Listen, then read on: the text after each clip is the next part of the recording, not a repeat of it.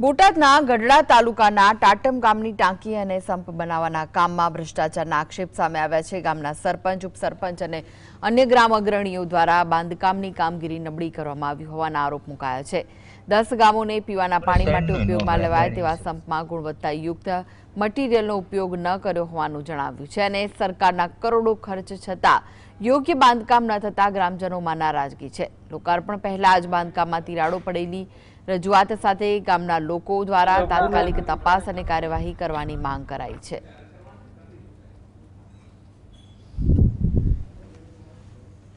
જો આ સ્લેબનું કામ એ મોડું છે, પછી આ બાજુમાં જે મોટરનું ઓલું જે બધું બનાવે છે એમાં ઈંટું હાવ કાશી છે, બરોબર। અને રેતીમાં ધૂળ જેવો હાવ માલ વાપર્યો છે અને સ્લેબમાં જે 20 mm ને એ વાપરવાની આવે કાંકરી, એની બદલેમાં એ ઝીણી કાંકરી વાપરી છે હાવ।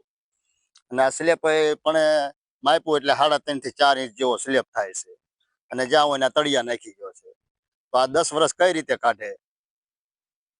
હાવ ઓછી ગુણવત્તા વાળું છે। કાંકરી હારી વાપરી નથી, 20 mm વાપરવાને બદલે હાવ ઝીણી કાંકરી વાપરી છે, હાવ રેતી ધૂળ જેવી વાપરી છે। આ કામ ન હાલે, આ ફ્રી રિપેરિંગ થાય ને એવી અમારી માંગ છે। સરકારશ્રીને વિનંતી કરવી છે કે આ કરોડો રૂપિયાનો ખર્ચો કર્યો છે છતાંય આ 5 વર્ષ કે 2 વર્ષ ન હાલે તો આ ખર્ચો એળે રહેશે। કેટલા વર્ષની માંગ પછી અમારે આ સબ બન્યો છે। તો અમારા ગામને પેલા તો અમારા ગામને જ નુકસાની છે, બાજુના ગામને તો પછી, પણ પેલા અમારું ટાટમ ગામ જ પાણી વગરનું રહે। કામ હાવ વીક ગુણવત્તા વાળું છે।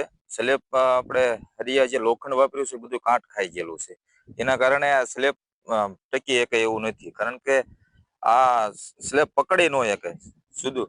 અને જે બીજું મટીરિયલ છે હાવ વીક છે, 3.5 ઇંચની તે ભરાય છે।